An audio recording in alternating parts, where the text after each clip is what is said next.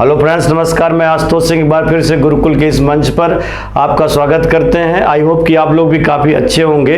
जैसा कि पिछले वीडियो में आपने देखा होगा और आपने समझा भी होगा कि नेशनल मूवमेंट से 20 क्वेश्चन आपके लिए खास तौर पर लाए थे और उसमें आपको काफ़ी कुछ सीखने का मौका मिला होगा। और आज भी हम मॉडर्न हिस्ट्री से कई सारे पार्ट से क्वेश्चन तोड़ करके लाए हैं और आशा यही कर सकते हैं कि आप लोगों को काफ़ी कुछ इसमें सीखने का मौका मिलेगा। तो आइए जुड़िए और उसके बाद इस पर चर्चा किया जाए। तो देखिए, पहले क्वेश्चन पर हम लोग चर्चा करते हैं। क्वेश्चन देखिए आ चुका है और ये क्वेश्चन जो पूछ रहा है इसमें ये कह रहा है कि सर्वप्रथम किसने अपने लेखन के माध्यम से स्वराज की मांग उठाई थी। अर्थात पहला फर्स्ट इंडियन कौन था, फर्स्ट इंडियन कौन था जिसने पहली बार स्वराज की मांग की थी। अर्थात लेखन कला से लोगों के लिए एक स्वराज की बात यहाँ पर किसने किया था, तो आप बताएंगे। उनका नाम था स्वामी दयानंद सरस्वती। जैसे अगर पूछा जाए, जो कि पूछा जाता भी है कि पहली बार स्वदेशी या पहली बार स्वराज या पहली बार स्वधर्म, इन सब की चर्चा, स्वदेशी, स्वराज, स्वधर्म की चर्चा सबसे पहले किसने किया था, तो आप बेशक बताएंगे स्वामी दयानंद सरस्वती थे। और ये पहले ऐसे हिंदुस्तानी थे जिसका मानना था कि भारत भारतीयों के लिए, अगर पूछा जाए कि पहला ऐसा व्यक्ति कौन था जिसका ये विचार रहा है कि भारत भारतवासियों के लिए है, तो इस तरीके की विचारधारा ये दयानंद सरस्वती के द्वारा दिया गया था। और इन्होंने कहा भी था कि जो आर्य थे वो श्रेष्ठ थे, जो भारत है ये विशिष्ट भूमि है और जो वेद है वो ईश्वरीय ज्ञान है। अर्थात दयानंद सरस्वती पहले ऐसे व्यक्ति हैं जिनका ये मानना था कि आर्य श्रेष्ठ थे, भारत विशिष्ट भूमि है और जो वेद है ये ईश्वरीय ज्ञान है। इसीलिए इन्होंने आर्यों को बताया था कि आर्य लोग विदेशी नहीं थे बल्कि स्वदेशी थे। अर्थात कि दयानंद सरस्वती जी पहले ऐसे व्यक्ति हैं जिनके अंदर कूट कूट करके हिंदुत्व की विचारधारा, भारतीयों की विचारधारा भरी हुई है। और ये पहले ऐसे व्यक्ति हैं जिनका मानना था कि वेदों को पुनः शुद्ध कर दिया जाए और वेदों को शुद्ध करके भारत को आर्थिक, राजनीतिक और प्रशासनिक रूप से एकता के सूत्र में बांध दिया जाए। तो ये पहले ऐसे इंसान हैं जिन्होंने कहा था कि वेदों की ओर लौटो। तो वेदों की ओर लौटो का नारा देने वाले ये फर्स्ट इंडियन है। स्वदेशी, स्वराज, स्वधर्म, ये चर्चा पहली बार किसने किया था, दयानंद सरस्वती जी ने किया था। और आपने सुना होगा इन्होंने 1875 में आर्य समाज की स्थापना की थी। तो आर्य समाज की स्थापना इन्होंने कहाँ पर किया था, बम्बई में किया था। तो देखिए, इनके बारे में बहुत कुछ बताने के लिए है, लेकिन क्वेश्चन के अकॉर्डिंग कॉन्सेप्ट पर जब आप जाएंगे तो आप यही कह सकते हैं कि स्वदेशी, स्वराज, स्वधर्म या भारत भारतवासियों के लिए है। ये आर्य समाजियों ने ही कहा था। उसमें सबसे पहले स्वामी दयानंद सरस्वती का नाम आता है। इन्होंने ब्रिटिश गवर्नमेंट पर अटैक किया था, ईसाइयों पर अटैक किया था। अर्थात आर्य समाज पहला ऐसी संस्था थी जिन्होंने अंग्रेजों की बुराइयों को बताया और अंग्रेजों की बुराइयों को बता करके फिर अपनी कमियों को दूर करने का प्रयास किया गया था। इनका जो जन्म हुआ था 1824 में हुआ था, गुजरात के मोरबी नामक स्थान पर हुआ था। इनके बचपन का नाम था मूल शंकर और इनको पहले जो है अलग नामों से जाना जाता था और इनको जो उपाधि दी गई थी दयानंद सरस्वती की, वो आप बताएंगे स्वामी दंडिन ने दिया था, स्वामी दंडिन ने दिया था। और वेदों की शिक्षा इन्होंने स्वामी बिरजानंद से ली थी। अगर पूछा जाए कि वेदों की शिक्षा मथुरा में इन्होंने किससे ली थी, स्वामी बिरजानंद से ली थी। तो देखिए, इनके बचपन का नाम मूल शंकर है और मूल शंकर से दयानंद सरस्वती किसने किया, स्वामी दंडिन महाराज ने किया था।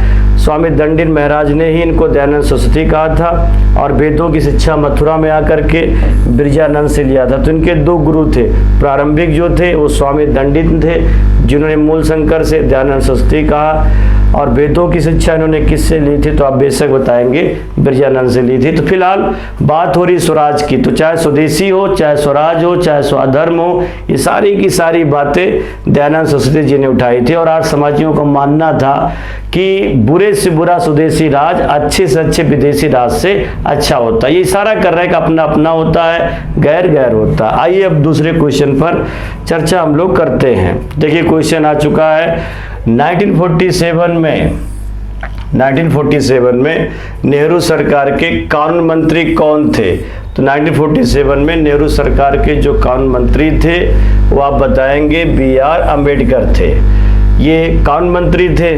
बलदेव सिंह जो थे वो डिफेंस मिनिस्टर थे, मतलब रक्षा मंत्री थे, ये रक्षा मंत्री हो गए। और लियाकत अली खां जो थे ये फाइनेंस मिनिस्टर थे, वित्त मंत्री थे, क्योंकि उस समय मुस्लिम लीग भी इसमें जुड़ी हुई थी। पाकिस्तान का शुरुआत में बंटवारा नहीं हुआ था। और उसके बाद मोहम्मद अली जिन्ना जो थे ये भारत और पाकिस्तान के बंटवारे के जनक माने जाते हैं। इन्होंने भारत पाकिस्तान को बांटने में एक बड़ी भूमिका अदा की थी। तो ये वित्त मंत्री हो गए, ये रक्षा मंत्री हो गए। और BR अम्बेडकर जी जो थे वो कानून मंत्री थे। और आप सभी लोग जानते हैं ये प्रारूप समिति के अध्यक्ष थे। जो ड्राफ्टिंग कमेटी है, तो ड्राफ्टिंग कमेटी के प्रेसिडेंट थे, प्रारूप समिति के अध्यक्ष थे ये। और आधुनिक मनु भी इन्हें कहा जाता अम्बेडकर जी को। भारतीय संविधान का निर्माता भी आप कह सकते हैं। और जब संविधान सभा का चुनाव हुआ था, जो कॉन्स्टिट्यूएंट असेंबली इस्टेब्लिश्ड हुई थी, ये उस समय पहली बार मुस्लिम लीग से जीत करके आए थे। मुस्लिम लीग से जीत करके आए। और कहाँ से जीत के आए थे? मुस्लिम लीग की पार्टी से। तो पहली बार ये मुस्लिम लीग की पार्टी से चुनाव लड़े थे और पूर्वी बंगाल से जीत के आए थे। लेकिन जब बंटवारा हुआ तो पूर्वी बंगाल किसके हिस्से में चला गया था? पाकिस्तान के हिस्से में चला गया था। तो बाद में संविधान सभा के जो प्रेसिडेंट थे राजेंद्र प्रसाद, तो उनके कहने पर इनको बम्बई जो समय था ये, तो मुंबई के पूरे सीट से लड़ाया गया था। और इनके लिए जो कुर्बानी दी थी, एक दलित नेता थे एम.आर. जयकर, तो एम.आर. जयकर को हटाकर इनको पूरे सीट से लाया गया। मुंबई प्रेसिडेंसी के अंतर्गत आता था। तो ये संविधान सभा के सदस्य बने और भारत के पहले कानून मंत्री बने, आधुनिक मनु बने, प्रारूप समिति के अध्यक्ष बने। और जो संविधान के आर्किटेक्ट हैं वो भी आप बताएंगे डॉक्टर BR अम्बेडकर हैं। तो कुल मिलाकर आप कह सकते हैं कि BR अम्बेडकर जब पहली बार संविधान सभा का इलेक्शन हुआ था तो मुस्लिम लीग की सीट पर जीत करके पूर्वी बंगाल से आए थे। लेकिन जब बंटवारा हो गया था तो जो बम्बई के प्रधानमंत्री उस समय हुआ करते थे, पहले मुख्यमंत्री को प्रधानमंत्री कहते थे, तो उनके द्वारा इनको बम्बई पूरे सीट से कांग्रेस की टिकट पर लाया गया था और फिर वहाँ से जीत करके आए थे और भारत के पहले कानून मंत्री बने थे। ये 2 विषय में PhD भी थे। तो खैर अम्बेडकर जी के बारे में बहुत कुछ कहा जा सकता है। तो इसका ये चौथा हो जाएगा। 1947 में कानून मंत्री किसे बनाया गया था? तो BR अम्बेडकर, ये भारत के पहले कानून मंत्री थे। बलदेव सिंह डिफेंस मिनिस्टर थे। लियाकत अली उस समय जो थे फाइनेंस मिनिस्टर थे। अब हम लोग चर्चा करते हैं नेक्स्ट क्वेश्चन पर। देखिए नेक्स्ट क्वेश्चन आ चुका है और इसमें पूछा जा रहा है कि निम्न में से किसे भारतीय राष्ट्रवाद का पैगंबर मतलब जनक और आधुनिक भारत का पिता मतलब फादर्स ऑफ मॉडर्न हिस्ट्री कौन है? तो आप बता सकते हैं कि वो राजा राम मोहन राय है।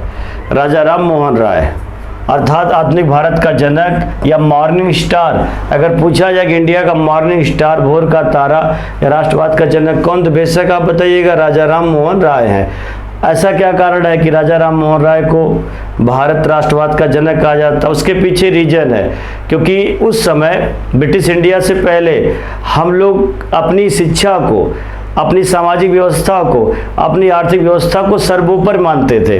अर्थात जब यूरोपियन लोग भारत में आए तो हम लोगों ने यूरोपियन के साहित्य को पढ़ा, यूरोपियन के साइंस को पढ़ा, यूरोपियन के कल्चर को जाना, यूरोपियन की तमाम सारे बुक को पढ़ा, तब हमें लगा कि दुनिया बहुत बड़ी है। अर्थात कूपमंडूक की जो विचारधारा थी, उस कूपमंडूक की विचारधारा से बाहर निकालने का काम स्वाभाविक है राजा राम मोहन राय के द्वारा किया गया था। क्योंकि पूरे वर्ल्ड में क्या पूरे महाद्वीप में देखा जाए तो सबसे पहले पुनर्जागरण जो हुआ था, शायद आप लोगों को पता होगा कि सबसे पहले पुनर्जागरण पूरी दुनिया में यूरोप में हुआ था। और यूरोप में जो पुनर्जागरण हुआ था, जो सोशल रिफॉर्म्स हुआ या जो रिलीजियस रिफॉर्म्स हुआ, वो सब यूरोप में हुआ था और ये 18वीं शताब्दी में हुआ था।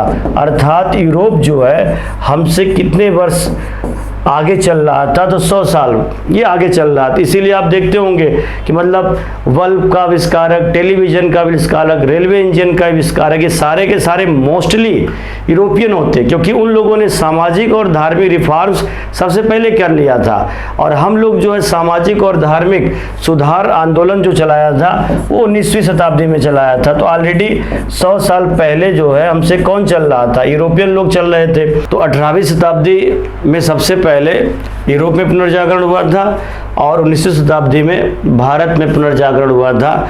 और उस समय हमारे यहाँ जैसे तमाम सारी धार्मिक और सामाजिक समस्याएं चल रही थी, तो सती प्रथा के लिए आंदोलन किसने किया था? तो सती प्रथा के लिए आंदोलन राजा राम मोहन राय जी ने किया था। अर्थात आप कह सकते हैं कि पहले ऐसे हिंदुस्तानी हैं जिन्होंने मॉडर्न एजुकेशन का समर्थन किया था, सामाजिक बुराइयों की आलोचना किया था, धार्मिक बुराइयों की जो आलोचना की गई थी वो राजा राम मोहन राय जी के द्वारा की गई थी। अर्थात राजा राम मोहन राय ही पहले ऐसे व्यक्ति थे जिन्होंने हमारी धार्मिक और सामाजिक कमियों को दूर किया था। और जब जब हम अपनी सामाजिक धार्मिक कमियों को दूर करते हैं तो समाज उससे जुड़ता है, लोग जुड़ते हैं, और जब समाज देश जुड़ता है तो भारत में राष्ट्रवाद की भावना का विकास होता है। तो राजा राम मोहन राय जी ने क्या किया था कि जो मॉडर्न एजुकेशन था, जो उनकी साइंस थी, जो उनकी टेक्निक थी या जो उनकी इंग्लिश थी, उसको सीखने की बात कही और वेदों से जुड़ने की बात की। अर्थात राजा जी का ये मानना था कि जो उनकी अच्छी व्यवस्था है उसको ऑब्जर्व कर लिया जाए, सीख लिया जाए और अपनी पुरानी व्यवस्थाओं को, अच्छी चीज़ों को उससे जोड़ दिया जाए। तो पूर्व और पश्चिम के बीच में जो एक सेतु का काम किया गया है, एक पुल का काम किया गया है, या अतीत और भविष्य के बीच का जो निर्माणकर्ता माना जाता है, वो बेशक आप बताएंगे राजा राम मोहन राय हैं। तो भारत के राष्ट्रवाद के जो जनक थे वो राजा राम मोहन राय हैं। और इन्होंने 1828 में अगस्त 1828 में ब्रह्म समाज की स्थापना की थी और 1815 में आत्मीय सभा की स्थापना की थी, और 1815 में आत्मीय सभा बनाया था और 1825 में आप कह सकते हैं कि इन्होंने वेदांत कॉलेज की स्थापना की थी और 1817 में इन्होंने हिंदू कॉलेज को स्थापित किया था। तो कुल मिलाकर भारत की सामाजिक और धार्मिक बुराई को दूर करने का एक ज़बरदस्त प्रयास इन्होंने किया था। अब सामाजिक बुराई में जैसे पर्दा प्रथा हो गया, सती प्रथा हो गया, जाति प्रथा हो गया, बहुविवाह हो गया, तो इसके लिए इन्होंने इसकी खुल करके आलोचना की। धार्मिक व्यवस्था में जैसे मूर्ति पूजा है, जो अंधविश्वास है, या पुरोहितवाद उस समय ज़्यादा बढ़ रहा था, अवतारवाद था, इस पर इन्होंने चोट किया था। और नहीं तो हम लोग इसी सती प्रथा को, जाति प्रथा को या अस्पृश्यता को सही मानते थे और हमें लगता था कि जो हमारी ये सब सारी प्रथाएं हैं ये बहुत बेहतर है, हम अपनी शिक्षा को ही सबसे बढ़िया मानते थे। लेकिन राजा राम मोहन राय आए तो इनका एक खुद का मानना था कि जो मॉडर्न एजुकेशन है, जो मॉडर्न कल्चर है, उससे हमें जुड़ना होगा और जो हमारी कूपमंडूक की विचारधारा है उससे बाहर आना होगा। तो पूर्व और पश्चिम को जोड़ने वाले पहले ऐसे व्यक्ति जो थे वो राजा राम मोहन राय थे। इसका पहला हो जाएगा। आइए हम लोग नेक्स्ट क्वेश्चन पर चर्चा करते हैं। और जो नेक्स्ट क्वेश्चन है वो आ चुका है। तो भारत में प्रतिनिधि सरकार की नींव किस अधिनियम के द्वारा पड़ी थी? तो भारत में प्रतिनिधि सरकार की नींव किस अधिनियम द्वारा पड़ी थी? तो पहली बार भारतीयों को गवर्नर जनरल की वर्किंग कमेटी में कब शामिल किया गया था? तो आप बताएंगे भारतीय परिषद अधिनियम 1861, इंडियन काउंसिल एक्ट 1861 में जोड़ने का प्रयास किया गया था। देखिए इस समय जो है वायसराय की जो वर्किंग कमेटी होती थी, वायसराय की जो वर्किंग कमेटी होती थी अर्थात कार्यकारिणी परिषद जो होती थी, कार्यकारिणी परिषद, इसमें न्यूनतम 6 सदस्य होते थे और अधिकतम 14 सदस्य होते थे। और वायसराय यही सब मिल करके भारत में कानून बनाने का प्रयास करते थे। तो वायसराय की जो वर्किंग कमेटी होती थी ये सबसे महत्वपूर्ण होती थी। इसमें 6 न्यूनतम होते थे, 14 अधिकतम होते थे और यही लोग भारत के शासन प्रशासन के लिए जिम्मेदार माने जाते थे। तो इंडियन काउंसिल एक्ट 1861 में पहली बार 2 भारतीयों को इसमें शामिल किया गया था। तो कहने का मतलब है पहली बार वायसराय की वर्किंग कमेटी में, कार्यकारिणी में 2 लोगों को जो शामिल किया गया था वो कब किया गया था? तो तीसरे में। तो ये ऐसा अधिनियम था जिसमें भारतीयों की भूमिका धीरे धीरे बढ़ने लगी थी। अब घटेगी नहीं, अब भारत के लोग वर्किंग कमेटी में बढ़ चढ़ करके पार्टिसिपेट करेंगे और कानून बनाने में इनका भी योगदान माना जाएगा। लेकिन लास्ट में वीटो पावर का अधिकार किसे था? तो आप बताएंगे वायसराय को होता था। तो फिलहाल इसमें जो प्रतिनिधि सरकार की नींव की बात हो रही है वो आप बताएंगे 1861। तो इसका थर्ड हो जाएगा। अब आइए नेक्स्ट क्वेश्चन पर चर्चा करते हैं। निम्नलिखित में से किसमें गांधी जी ने पहली बार हथियार के रूप में भूख हड़ताल का इस्तेमाल किया था? अब इसमें यह पूछा जा रहा है कि गांधी जी ने पहली बार डेथ स्ट्राइक या भूख हड़ताल कब किया था? तो असहयोग आंदोलन, रौलट एक्ट, अहमदाबाद कारखाने की हड़ताल, बारदोली। तो देखिए गांधी जी ने पहला आंदोलन कब किया था? पहला आंदोलन 1917 में चंपारण में किया था। हालांकि चंपारण में इन्होंने भूख हड़ताल नहीं किया था। उसके बाद फिर आपने सुना होगा, बात है 1918 में खेड़ा आंदोलन भी किया था गुजरात में और अहमदाबाद मिल मजदूर आंदोलन भी किया था। तो बात 1918 की है और इस समय जो पहला वर्ल्ड वार था वो समाप्ति की ओर बढ़ रहा था। तो पहले विश्व युद्ध की वजह से गरीबी, महामारी या बेरोजगारी या वस्तुओं की कमी बहुत तेज़ी से हो रही थी, लोग बीमार हो रहे थे इसमें। और इसमें 1918 की बात है तो जो मजदूर होते थे अहमदाबाद के मिल के जो कारखाने के मजदूर थे उनको प्लेग बोनस दिया जाता था, प्लेग बोनस दिया जाता था। लेकिन मिल मालिकों ने मजदूरों को प्लेग बोनस देने से मना कर दिया। जब प्लेग बोनस देने से मजदूरों को मना कर दिया गया तो मजदूर लोगों ने ज़बरदस्त तरीके से हड़ताल कर दिया। प्लेग आप लोग जानते होंगे हैजा की तरह एक बीमारी होती जो चूहे से उत्पन्न होती थी और पहले ऐसी, चाहे कोई भी हिस्ट्री में देखा जाए इतिहास में, जो भी महामारियाँ आती थी उसका असर गरीबों पर, मजदूरों पर या और भी तमाम सारे जो लोअर मिडिल क्लास के लोग होते थे उन पर ज़्यादा होती थी। तो महामारी, गरीबी, बेरोजगारी गरीबों को ज़्यादा प्रभावित करती, अमीरों पर उसका असर उतना ज़्यादा नहीं होता है। तो जब फर्स्ट वर्ल्ड वार समाप्ति की ओर था तो उस समय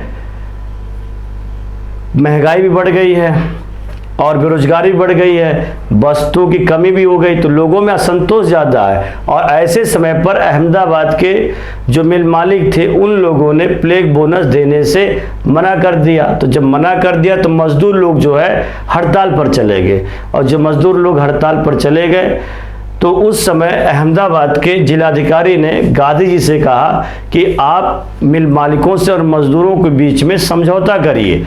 और मोस्टली उसमें तमाम सारे ऐसे मिल मालिक थे जो गांधी जी के मित्र थे और उसमें एक थे अम्बालाल साराभाई।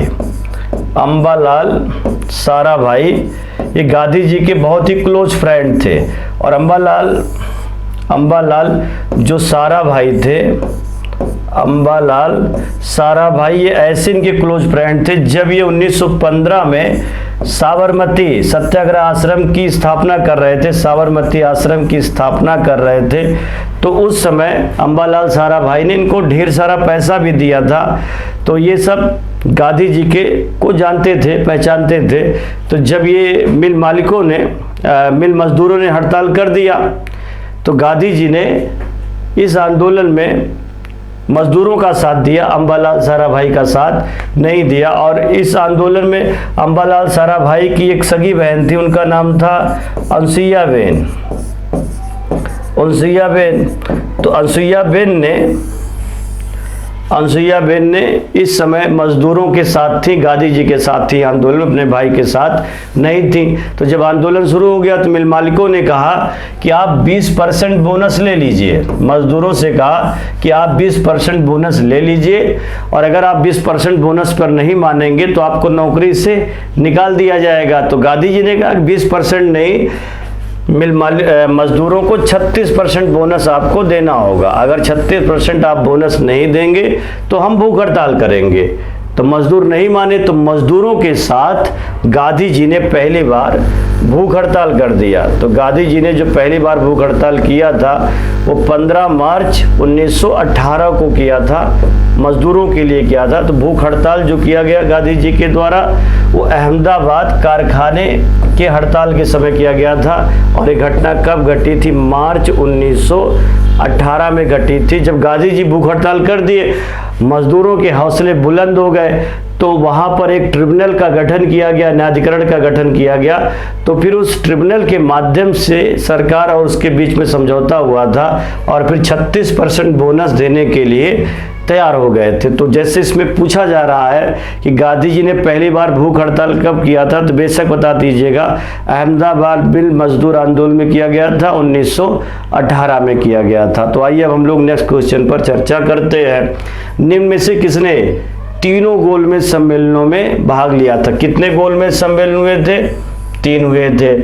अब देखिए 3 जो गोलमेज सम्मेलन हुए हैं, पहला जो हुआ था 12 नवंबर 1930 से शुरू हुआ था, और ये गया था 13 जनवरी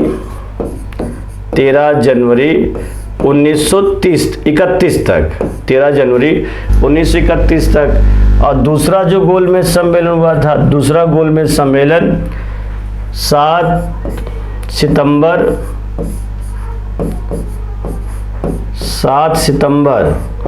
1931 से लेकर 7 सितंबर 1931 से लेकर 1 दिसंबर 1931 तक चला था।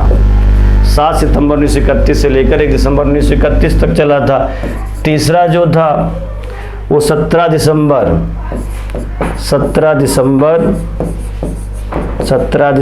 1932 से लेकर 24 दिसंबर 1932 तक चला था। 1932 तक चला था। 3 गोलमेज सम्मेलन इसमें हुए थे, और 3 गोलमेज सम्मेलन में, दूसरे गोलमेज सम्मेलन में कांग्रेस के एकमात्र प्रतिनिधि के रूप में गांधी जी ने पार्टिसिपेट किया था। तो मान लीजिए पूछा जाए कि किसमें कांग्रेस ने पार्टिसिपेट किया था, तो आप बताएंगे सिर्फ दूसरे में किया था। और तीनों गोलमेज सम्मेलन में भाग लेने वाले, एक तो जो थे पहले डॉक्टर B.R. अम्बेडकर थे, डॉक्टर B.R. अम्बेडकर थे, B.R. अम्बेडकर हो गए। और दूसरे जो थे उनका नाम था तेज बहादुर सप्रू। तो तेज बहादुर सप्रू जो थे ये दूसरे थे। तो B.R. अम्बेडकर पहले थे और दूसरे तेज बहादुर सप्रू थे। तो इसमें ऑप्शन में तीनों गोलमेज सम्मेलन में भाग लेने वाले तेज बहादुर सप्रू तो ऑप्शन में है नहीं, तो आप क्या बताएंगे? Doctor B.R. अम्बेडकर है। क्योंकि देखिए बात जब दलितों की आती थी, दलितों की ओर से दावेदारी जो प्रस्तुत की जाती थी, जो दलितों का प्रतिनिधित्व किया जाता था, वो बेशक आप बताएंगे B.R. अम्बेडकर के द्वारा किया जाता था। तो इसका जो हो जाएगा सेकेंड। अगला देखिए, अगले क्वेश्चन पर हम लोग चर्चा करते हैं। जब वर्नाक्यूलर प्रेस एक्ट पारित किया गया था तब भारत का गवर्नर जनरल कौन था? वर्नाक्यूलर प्रेस अधिनियम जो लाया गया था वो 1878 में लाया गया था। इसको वर्नाक्यूलर प्रेस एक्ट को देसी भाषा प्रेस अधिनियम के नाम से जाना जाता है। देसी भाषा प्रेस अधिनियम के नाम से हम लोग जानते हैं।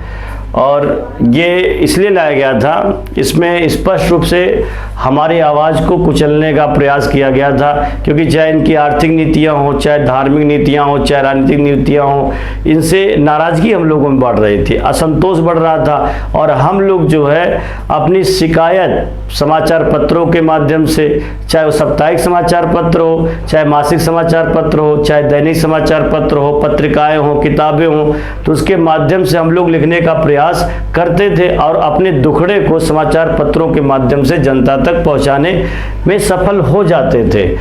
और इनकी चाहे आर्थिक, चाहे सामाजिक, चाहे धार्मिक जितनी भी नीतियां थी, उससे हमारा शोषण ही हो रहा था। तो हम जनता के बीच में अपने विचारों को पहुंचाते थे, लोग समझते थे, जानते थे, इनकी वास्तविकता को कोसते थे और इनकी आलोचना करते थे। तो इसने चालाकी दिखाते हुए लिटन ने देसी भाषा प्रेस अधिनियम ला दिया और कह दिया कि जितने भी भारतीय भाषा में छपने वाले प्रकाशन से जुड़े हुए जो भी समाचार पत्र हैं, वो अगर अंग्रेजों की आलोचना करेंगे या उनकी कोई भी बात गलत तरीके से प्रस्तुत किया जाएगा तो उनके प्रेस को जब्त कर लिया जाएगा। अर्थात अगर वो आपको सताते, अर्थात वो आपको परेशान करते, तो आपको रोने का भी अधिकार नहीं था। आप अपनी बात को लोगों तक पहुंचाते रहे। जैसे बड़े लोग होते छोटे बच्चों को मारते, जब बच्चा रोने लगता है तो कहते हैं कि रोओगे तो फिर मारेंगे। वही हाल यहाँ पर भी था।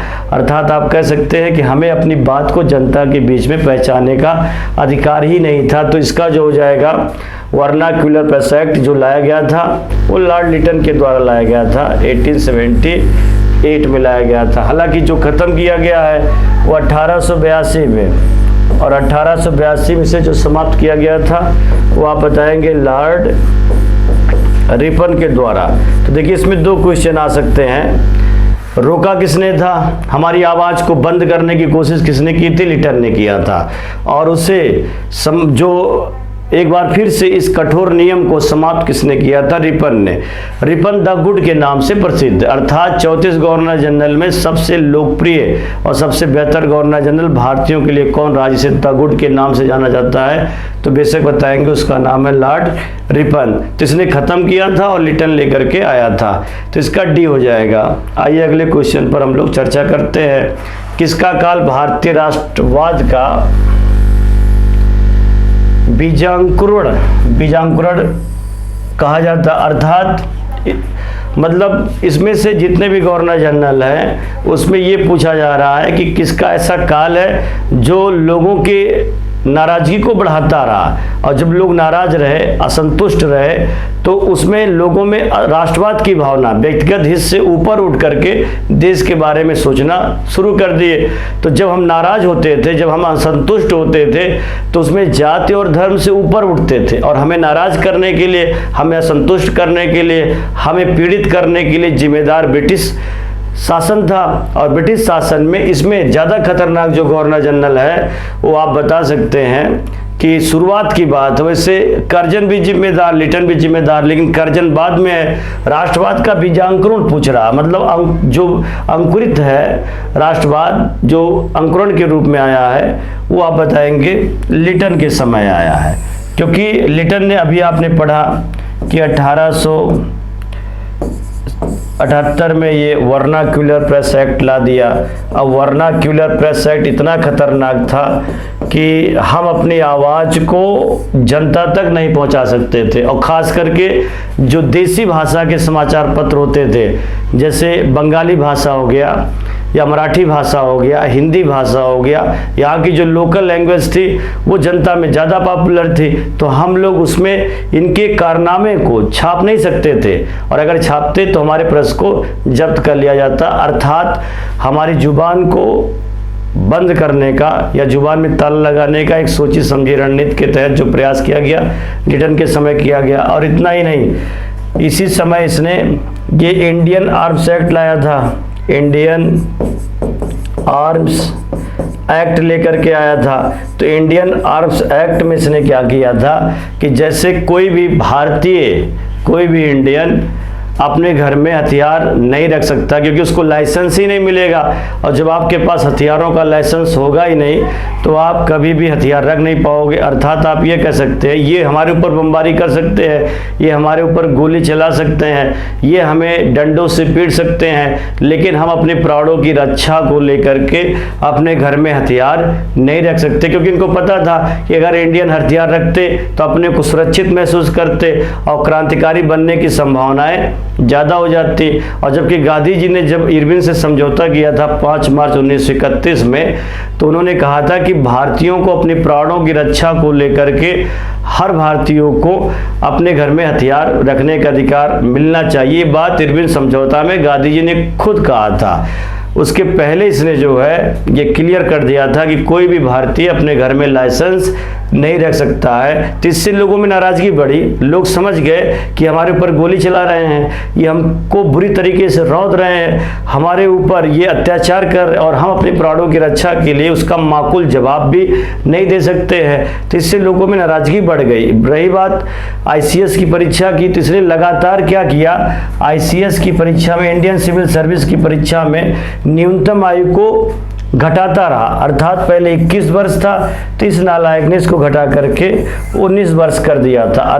कहने का मतलब है कि हम लोग ज़्यादा उम्र में तो स्कूल जाते थे, 7 वर्ष की उम्र में तो स्कूल का मुंह देखते थे, और 19 वर्ष में ICS की परीक्षा में शामिल होना लगभग नामुमकिन था। तो जानबूझ करके सोची समझी रणनीति के तहत लगातार उम्र को ये लोग कम करते जा रहे थे।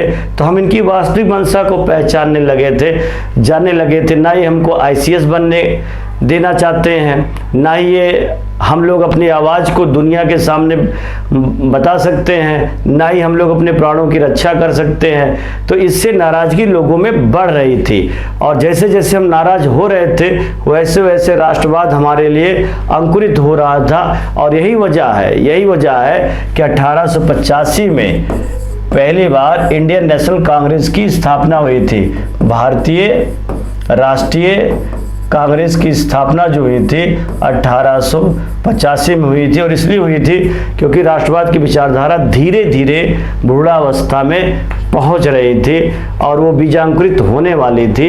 तो कुल मिलाकर जो लिटन का काल है वो खतरनाक काल है, भारतीयों को पीड़ा पहुंचाने वाला काल है, भारतीयों को तड़पाने वाला काम है, भारतीयों को बैकफुट पर ले जाने वाला काम है। और इसीलिए जब ये हमको परेशान करते थे तो हम समाज, क्षेत्र, जाति, धर्म, इन सब से ऊपर उठ करके सीधे राष्ट्र के बारे में सोचते थे। और राष्ट्र के बारे में जिस दिन आप सोचना शुरू कर देंगे उस दिन राष्ट्र सेवा अपने आप होना शुरू हो जाएगा।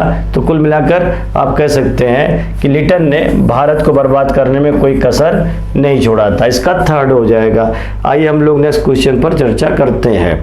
भारत के गवर्नर जनरल के पद की व्यवस्था की प्रावधान सबसे पहले कब किया गया था? तो भारत के गवर्नर जनरल, देखिए आपने सुना होगा रेगुलेटिंग एक्ट आया था। तो रेगुलेटिंग एक्ट जो आया था वो 1773 में आया था, और इस एक्ट के तहत जो कोलकाता प्रेसिडेंसी जो सबसे पुरानी थी, कोलकाता प्रेसिडेंसी, 2 और प्रेसिडेंसी थी जैसे मद्रास प्रेसिडेंसी और बम्बई प्रेसिडेंसी।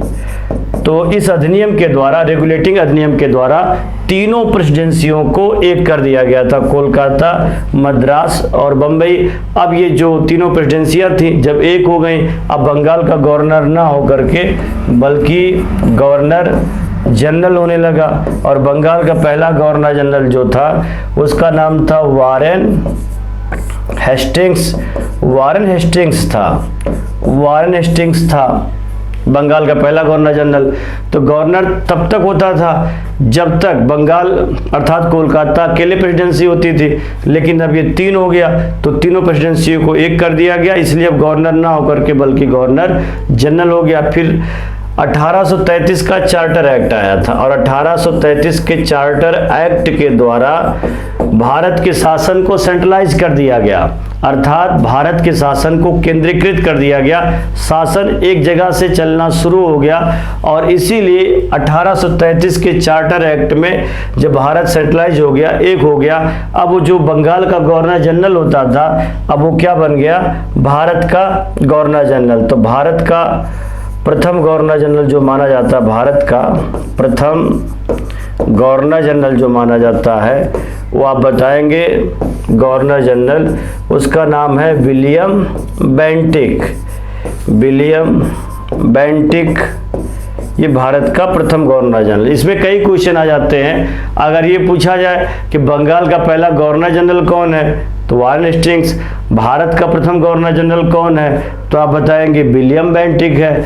और भारत का प्रथम वायसराय अगर पूछा जाए तो आप बताएंगे लॉर्ड कैनिंग है। और स्वतंत्र भारत का प्रथम गवर्नर जनरल, आज़ादी के बाद का पहला गवर्नर जनरल कौन है, स्वतंत्र भारत का प्रथम गवर्नर जनरल लॉर्ड माउंटबेटन है, क्योंकि वो 48 में गया था। जब देश आज़ाद हुआ था तो उस समय गवर्नर जनरल जो था वो लॉर्ड माउंटबेटन था। और अंतिम गवर्नर जनरल सी राजगोपालाचारी थे। और प्रथम भारतीय गवर्नर जनरल कौन थे तो भी आप बताएंगे सी राजगोपालाचारी थे। फिलहाल इस समय जो क्वेश्चन पूछ रहा है वो यही पूछ रहा है कि किस अधिनियम के द्वारा सर्वप्रथम गवर्नर भारत के गवर्नर जनरल की व्यवस्था की गई थी।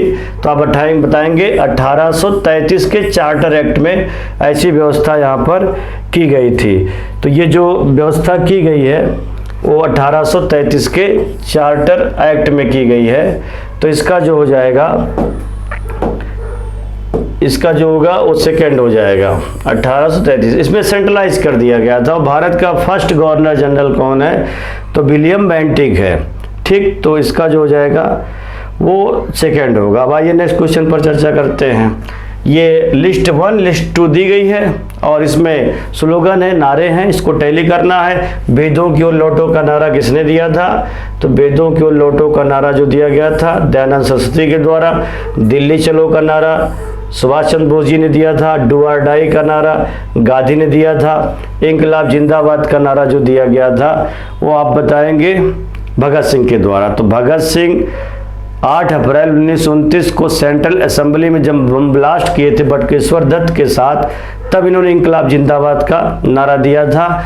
और ये बात है 8 अप्रैल 1929 की बात है। उस समय इन्होंने दिया इंकलाब जिंदाबाद का नारा। डू और डाई का नारा इन्होंने जो दिया था वो भारत छोड़ो आंदोलन 1942 में, भारत छोड़ो आंदोलन में दिया था।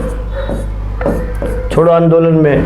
दिल्ली चलो का नारा ये सिंगापुर से, जापान से दिया था और ये 1943 की बात है। सुभाष चंद्र बोस जी ने दिया था जब आज़ाद हिंद फौज के साथ भारत को आज़ाद करने के लिए आ रहे थे। वेदों की ओर लौटो का नारा 1876 में दयानंद सरस्वती के द्वारा दिया गया था। तो इसका जो हो जाएगा ए का 2, बी का 1, सी का 4, डी का 3। तो इसमें जो होगा वो आप बताएंगे ए का 2, तो ए का 2 बी हो गया और बी का 1 सुभाष चंद्र बोस, सी का 4 गांधी, सेकेंड हो जाएगा, सेकेंड होगा। ये सेकेंड ऑप्शन सही है, ये टैली कर रहा। अब आइए हम लोग नेक्स्ट क्वेश्चन पर चर्चा करते हैं। भारतीय राष्ट्रीय कांग्रेस का निर्वाचित प्रथम यूरोपीय अध्यक्ष कौन था। तो देखिए प्रथम चाहे यूरोपीय अध्यक्ष पूछा जाए या प्रथम अंग्रेज अध्यक्ष पूछा जाए, तो चाहे अंग्रेज अध्यक्ष हो, अंग्रेज अध्यक्ष और चाहे यूरोपीय अध्यक्ष हो, ये इसका दोनों का आंसर एक ही होगा और उसका नाम था जॉर्ज यूले। जॉर्ज यूले है और जॉर्ज यूले को 1888 में इलाहाबाद प्रयागराज सेशन में, इलाहाबाद अधिवेशन में बनाया गया था जॉर्ज यूले। देखिए अभी तक चार जो यूरोपियन अध्यक्ष बने थे। जॉर्ज यूले जो था वो 1808 में था, फिर उसके बाद दूसरा जो था ये पहला हो गया, दूसरा यूरोपीय अध्यक्ष 1889 में बम्बई सेशन में, और बम्बई सेशन में कौन था तो आप बताएंगे उसका नाम था वेडरबर्न था। 1889 में बम्बई अधिवेशन में। फिर इसके बाद तीसरा है 1894 में मद्रास अधिवेशन में, मद्रास अधिवेशन, उसका नाम है अल्फ्रेड वेब, अल्फ्रेड वेब। और चौथा जो है वो 1904 में है, मद्रास नहीं, बम्बई सेशन में है, बम्बई। उसका नाम है sir Henry cotton, sir Henry cotton, Henry cotton. तो इतने लोग जो है, 4 लोग यहाँ पर अध्यक्ष के रूप में बैठे हुए थे। तो खैर पहला पूछ रहा है तो पहला बताएंगे, उसका नाम है जॉर्ज यूले, सेकंड हो जाएगा। ये यूरोपीय भी है और अंग्रेज भी है, सेकंड हो जाएगा। 4 लोग थे, 88 में जॉर्ज यूले, 89 में वेडरबर्न, 94 में मद्रास में अल्फ्रेड वेब है और 1904 में सर हेनरी कॉटन है। अब आइए हम लोग नेक्स्ट क्वेश्चन पर चर्चा करते हैं। भारतीय राष्ट्रीय कांग्रेस के नरमपंथियों का विश्वास था शांतिपूर्ण संवैधानिक तरीकों में पृथक सांप्रदायिक निर्वाचन की पद्धति में स्वराज के लिए। इसमें पहला आंसर सही है, फर्स्ट हो जाएगा। देखिए जो नरमपंथी लोग थे, जो उदारवादी लोग थे, ये लोग ब्रिटिश शासन में विश्वास रखते थे, भरोसा रखते थे। अर्थात इनका मानना था कि ब्रिटिश सरकार शासन करे, हमें कोई दिक्कत नहीं है, लेकिन प्रशासन में हम लोगों की भागीदारी होनी चाहिए। अर्थात जो नरमपंथी लोग थे वो शिकायतों के माध्यम से, याचिकाओं के माध्यम से या भाषणों के माध्यम से या जैसे संवेदनाओं के माध्यम से ब्रिटिश सरकार को रोकने का, टोकने का या आलोचना करने का कार्य लोग करते थे। तो ये ब्रिटिश सरकार के शासन में पूरा इन्हें भरोसा था, पूरा विश्वास था और ये जानते थे कि ब्रिटिश सरकार शासन करने वाली एक सोची समझी शासन व्यवस्था के अंतर्गत आती है और ये लोग सोच रहे थे कि ये लोग शासन करें लेकिन प्रशासन में हम लोगों को भी पार्टिसिपेशन दें और हम लोग भी इसमें शामिल हों। अर्थात विनय पूर्वक और नए विनय से, शिकायत पत्रों से, संवैधानिक सुधारों से कहीं न कहीं ये लोग अपनी बात ब्रिटिश सरकार तक पहुंचाने का प्रयास करते थे। तो ये लोग शांतिपूर्वक संवैधानिक तरीकों से अपनी लड़ाई को आगे बढ़ाना चाहते थे और इनका यही मानना था कि आप शासन करो, संवैधानिक तरीके से करो और अच्छे ढंग से करो, भारतीयों का विकास करो और प्रशासन में भागीदारी हम लोगों की भी दो ताकि हम लोग भी इसमें आ जाएं। और जो उग्रवादी थे वो जानते थे कि शासन करने नहीं आए हैं, ये शोषण करने आए हैं, इनका बहिष्कार करना पड़ेगा, आंदोलन करना पड़ेगा, अगर जरूरत पड़ी तो हिंसा को भी अपनाना पड़ेगा।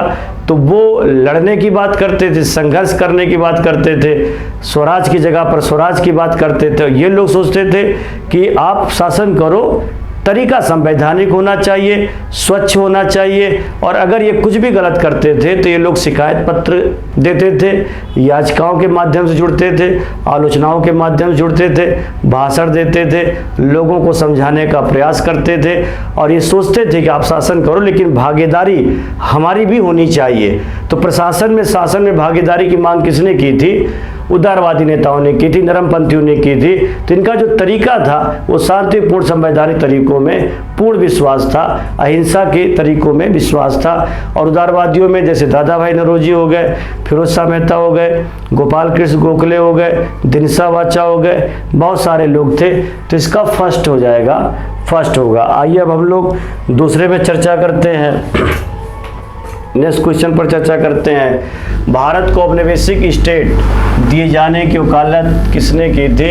औपनिवेशिक राज की बात, अर्थात ब्रिटिश शासन के अंदर कार्य करने की चाहत किसकी थी? उदारवादियों की थी। और उदारवादियों में सबसे पहले औपनिवेशिक राज की जो मांग की गई है वो दादा भाई नौरोजी के द्वारा, और पिछले कई वर्षों से ये औपनिवेशिक स्टेट की मांग कर रहे थे, स्वशासन की मांग कर रहे थे, स्वराज की मांग कर रहे थे। अर्थात इनका मानना था कि हम लोग ब्रिटिश शासन के अंतर्गत, ब्रिटिश झंडे के अंतर्गत हम यहाँ पर काम करने की हमें आज़ादी मिलनी चाहिए। अर्थात पूरी आज़ादी की बात नहीं कर रहे हैं, स्वायत्तता की बात कर रहे हैं। अर्थात नियम उनका होगा, संविधान उनका होगा, चीज़ें उनकी होंगी, लेकिन उसके अंतर्गत हमें कार्य करने की आज़ादी मिलनी चाहिए। तो एक्ट अंग्रेजों का होगा, कानून अंग्रेजों का होगा, उसके अंदर काम करने का तरीका हम लोगों का होगा। तो स्वायत्तता की बात, औपनिवेशिक राज की बात ब्रिटिश सरकार के अंतर्गत दादा भाई नौरोजी ने की थी 1906 में कोलकाता सेशन में कांग्रेस के। तो पहली बार स्वराज की मांग दादा भाई नौरोजी ने 1906 में कोलकाता अधिवेशन में ये बात कही थी, कोलकाता सेशन में। तो पिछले कई वर्षों से ये इसकी बात लगातार दोहराते चले आ रहे थे। आइए हम लोग नेक्स्ट क्वेश्चन पर चर्चा करते हैं। निम्नलिखित में से कौन से एक वक्तव्य से बाल गंगाधर तिलक संबंधित नहीं है?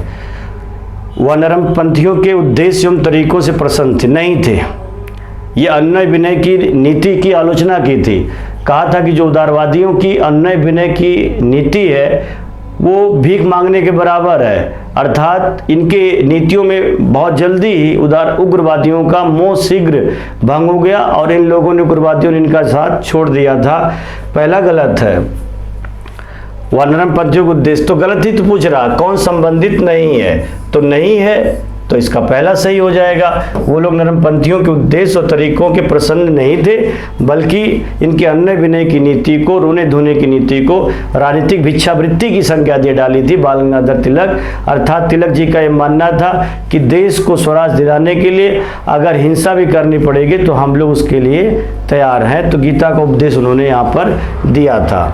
अब अगला क्वेश्चन है, गांधी जी द्वारा किसको अपना राजनीतिक गुरु बनाया गया था? तो गांधी जी जब शुरुआत में 1915 में इंडिया में आए थे, जनवरी 1915 में, तो गोखले के विचारों ने उनको सबसे ज़्यादा प्रभावित किया था। और जब ये अफ्रीका की लड़ाई लड़ रहे थे गांधी जी, तो उसमें ये वहाँ पर जाकर के इनकी मदद भी की थी। तो इनके विचारों से काफ़ी कुछ प्रभावित थे गांधी जी। और गोखले जी को गांधी जी ने गंगा जी की तरह पवित्र भी बताया था। तो काफ़ी कुछ सीखने का मौका इन्हें मिला था। तो इसीलिए गोपाल कृष्ण गोखले को इन्होंने अपना राजनीतिक गुरु बनाया था। तो इसका सेकेंड हो जाएगा।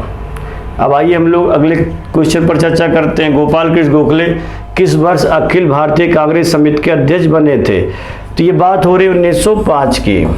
1905 में जब स्वदेशी आंदोलन चलाया जा रहा था, तो स्वदेशी आंदोलन के समय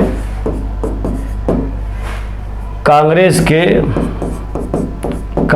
के बनारस अधिवेशन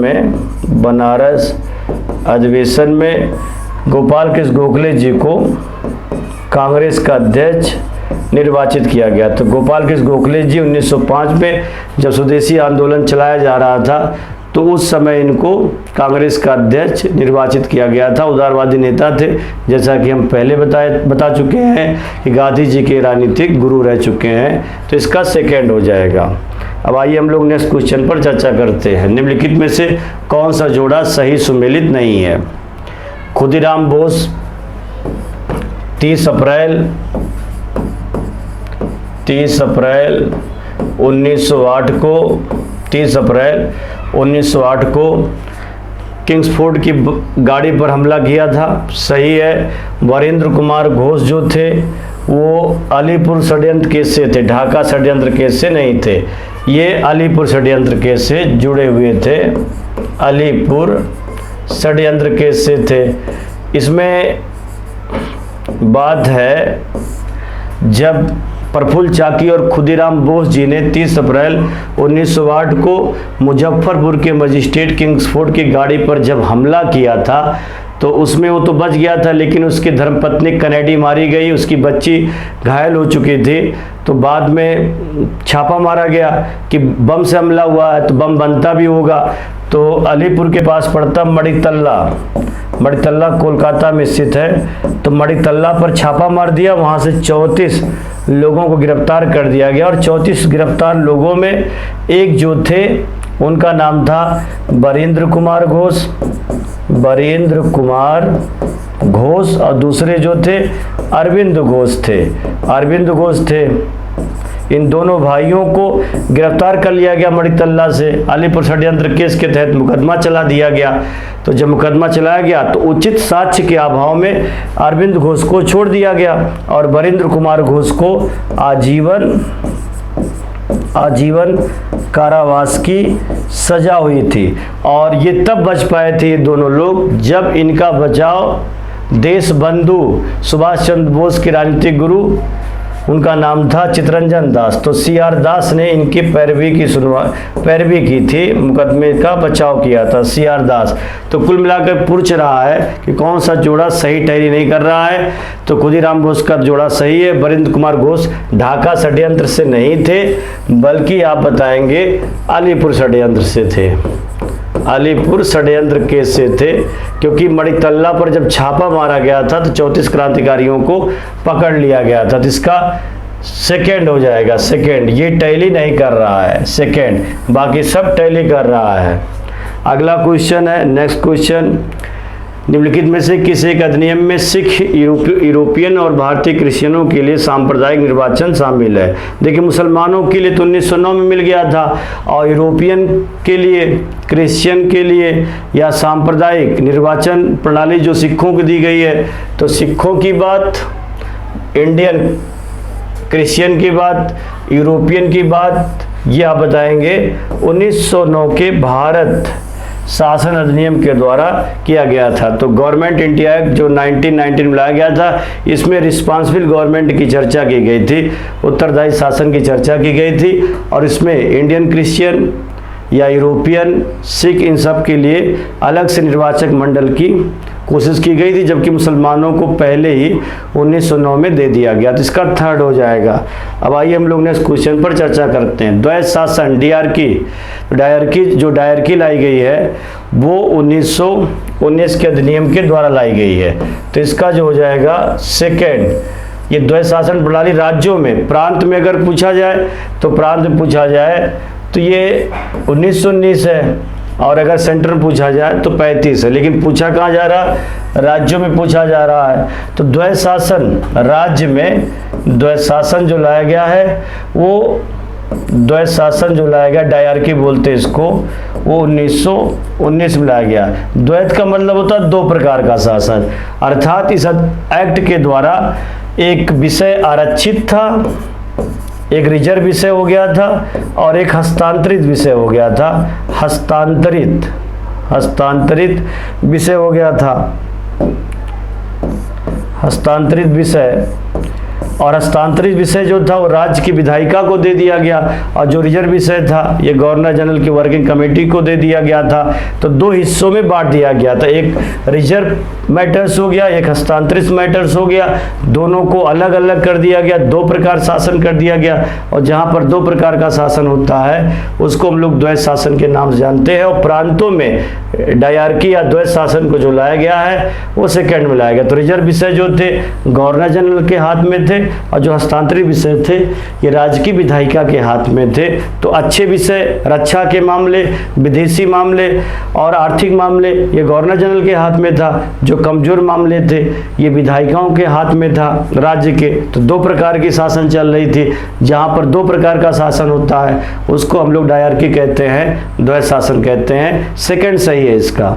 आइए हम लोग नेक्स्ट क्वेश्चन पर चर्चा करते हैं। निम्नलिखित में से कौन सा जोड़ा सही टैली नहीं कर रहा है? पहला तो सही है, दूसरा ये गलत है। गांधी जी चंपारण जुड़े थे, ये भी सही है। सुभाष चंद्र फॉरवर्ड ब्लॉक से जुड़े थे, ये भी सही है, ये भी सही। मोहम्मद अली जिन्ना ने खिलाफत आंदोलन का बहिष्कार किया था, अर्थात खिलाफत आंदोलन की लड़ाई ये नहीं लड़े थे, क्योंकि इनका मानना था कि ये हिंदू मुस्लिम एक साथ नहीं रहेंगे, और गांधी जी ने इसका नेतृत्व किया था।